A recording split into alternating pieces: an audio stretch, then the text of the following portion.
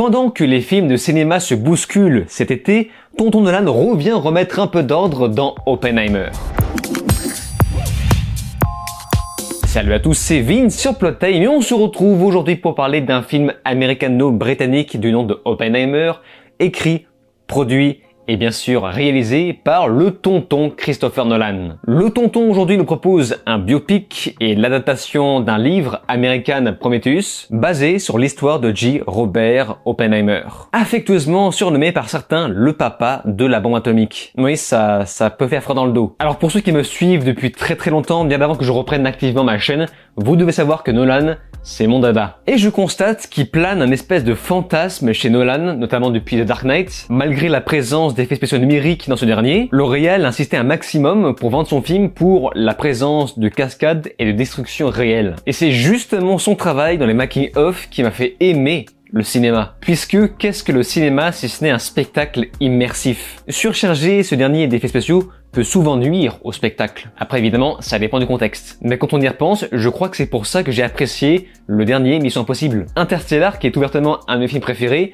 c'est également rendu comme ça. Nolan était très fier de parler des maquettes qu'il avait utilisées pour élaborer sa création. Sans parler de Tenet qui lui va avoir recours à la simple marche arrière. Et pourtant le film reste un très gros blockbuster. Dans tout ça, Oppenheimer va se vendre comme le film de Nolan avec le moins d'effets spéciaux numériques possible par rapport aux ambitions proposées. Puisque n'oublions pas qu'il s'agit d'un biopic basé sur de l'histoire et non de l'action. C'est donc forcément plus simple de procéder ainsi. Contrairement à Tenet qui lui s'est vendu comme un thriller d'action pur, avec un scénario complexe. Mais ce dernier ayant fait un flop trop important, Nolan tire la leçon de son échec en proposant un film moins cher, après avoir proprement attendu que la pandémie s'achève. Après attention, car le budget marketing lui est plus conséquent, sans parler du fait que ce film se retrouve entre deux phares. D'un côté, le Mission Impossible 7 qui est sorti une semaine avant, et d'une autre, le film Barbie qui sort le jour même. Un film qui ne doit être en aucun cas sous-estimé, Barbie faisant partie de la pop culture depuis plusieurs générations. D'où l'existence de ces mêmes sortis récemment. Oppenheimer est le premier film de Nolan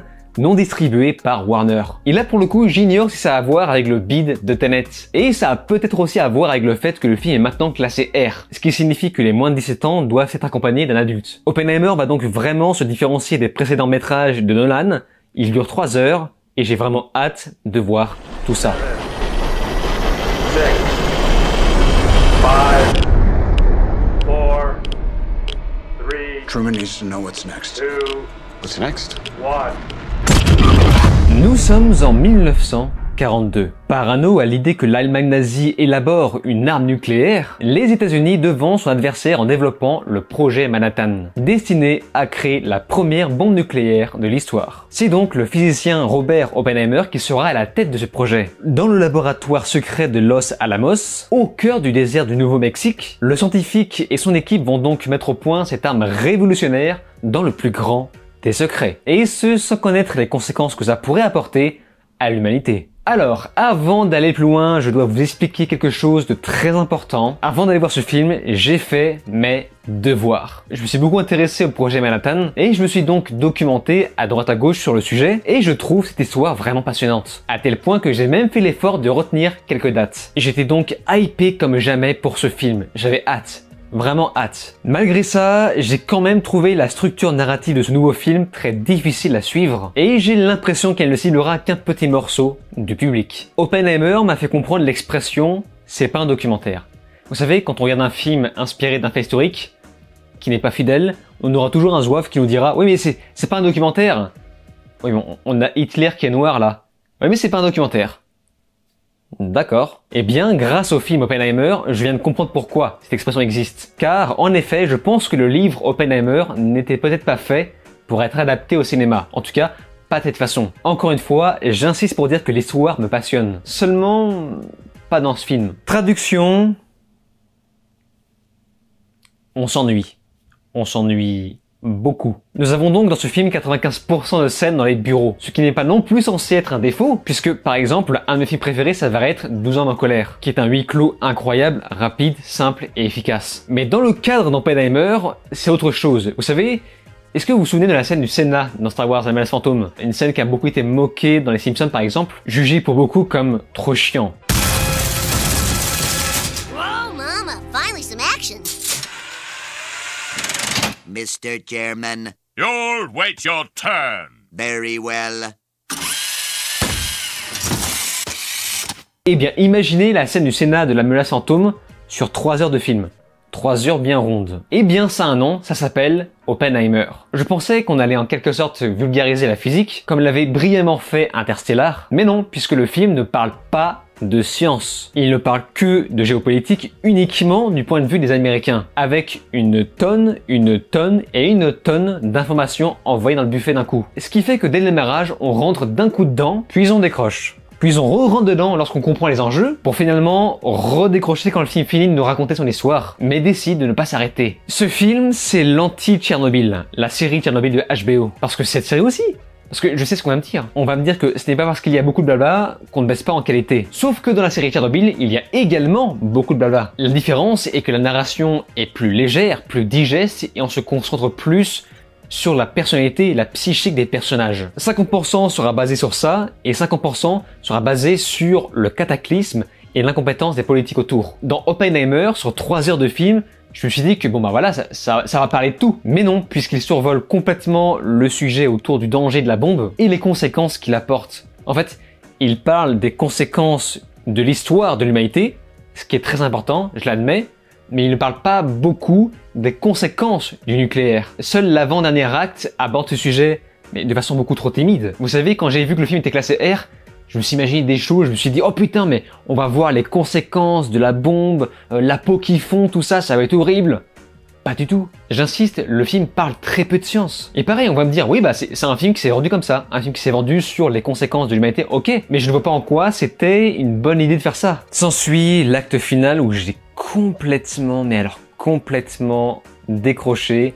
Vraiment, je n'avais qu'une envie, c'est que ça s'arrête, je suis désolé. L'intrigue sur l'URSS ne m'a pas du tout intéressé. Le film aborde clairement trop de sujets différents sur un seul long métrage. Rendre ton film plus long ne le rendra pas meilleur. Si tu effleures les conséquences dramatiques pour te concentrer sur le procès d'intention communiste d'Oppenheimer, tu manques l'occasion de rendre ton film plus captivant. Et je m'attendais vraiment à ce que le film parle des effets diaboliques des radiations, vous savez, avec le développement des cancers, encore une fois comme l'avait très bien fait la série Tchernobyl, et pourquoi pas par-dessus un message écologique, et non un procès sur les cocos. La seule chose que j'ai vraiment appréciée dans l'écriture, c'est la morale de fin. Le fait que ce qui a causé le plus de dégâts, ce n'est pas juste Hiroshima, mais plutôt le changement qu'on a fait dans l'humanité. Cette création a cassé l'humanité, et cette dernière devra apprendre à vivre avec. Oppenheimer étant un triste personnage voué à détruire. Mais c'est aussi ça le problème, je n'ai pas suffisamment ressenti sa culpabilité ainsi que celle d'Albert Einstein, même si le film fait quand même l'effort d'en parler un petit peu. Mais rester sur le point de vue des Américains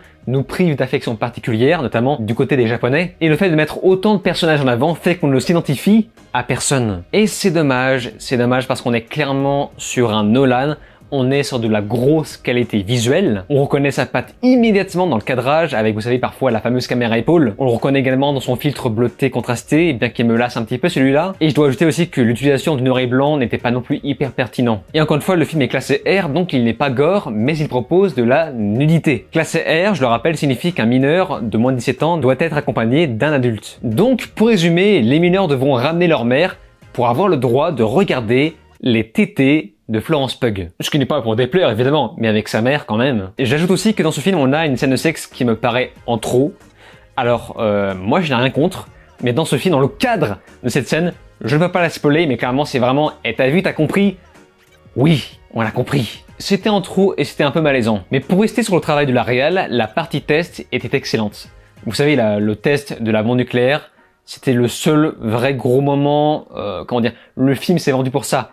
Le film s'est vendu pour cette scène et c'est le seul moment où on verra, comment dire, une explosion, en tout cas de cette ampleur. Comme je vous le disais, c'est centré sur l'Amérique et ça ne fait que renforcer l'immersion. Et à ça s'ajoute un casting excellent, mais c'est surtout Cillian Murphy qui porte le film. Et ce qui m'a impressionné aussi, c'est l'effet de maquillage pour le rajeunissement et le vieillissement. Généralement, les Américains ne sont pas spécialement forts pour ça, mais là, ça marche. Ce qui fait également la patte de ce film, c'est son travail autour du montage. Il y a un travail colossal. Il va essayer de dynamiser le tout malgré la lenteur. Il y a une volonté de créer une beauté dans le montage et ça marche. Par contre, je vous préviens, c'est mélangé dans tous les sens et c'est très facile de ne plus suivre, donc accrochez-vous. Mais dans l'ensemble, on dirait vraiment que c'est monté comme une espèce de bande-annonce. Ça va à toute vitesse jusqu'au dernier acte, encore une fois, qui est très somnolent. Et les qualités ne s'arrêtent pas là puisqu'on a également le travail autour de la musique. musique de Ludwig Göransson, qui avait également bossé sur Tenet, que j'avais très maladroitement confondu avec Hans Zimmer dans ma critique dédiée à ce film, où il manque plein d'informations. Mais le problème, c'est que la musique est omniprésente. On ne respire jamais. Sans déconner. Il y a également un gros travail sur le sound design, et j'adore cet effet d'explosion en décalage. Vous savez, pour créer du réalisme, on décale le son et l'image. C'est hyper immersif. Malheureusement, le son de mon ciné propose une mauvaise compression et j'ai l'impression qu'il aplanit des crêtes et que dans certaines scènes, on entend juste du brouhaha. Et heureusement que les séances en VO proposent des sous-titres parce que on ne comprenait plus rien.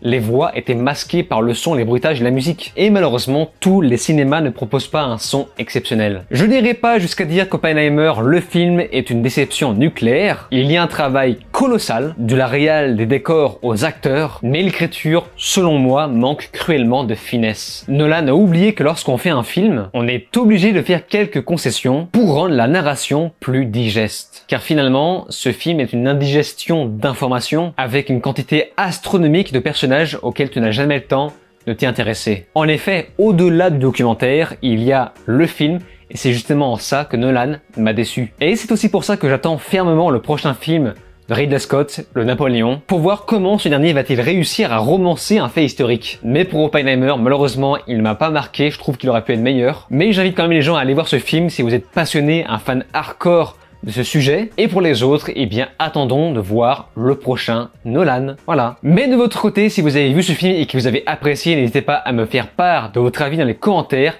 Évidemment, j'y porterai attention. Et c'est donc sur ces mots qu'on se laisse. N'oubliez pas de vous abonner à ma chaîne YouTube, cliquez sur la cloche, souscrire si vous pouvez, et de me rejoindre sur les réseaux sociaux. Je vous dis alors ciao et à la prochaine.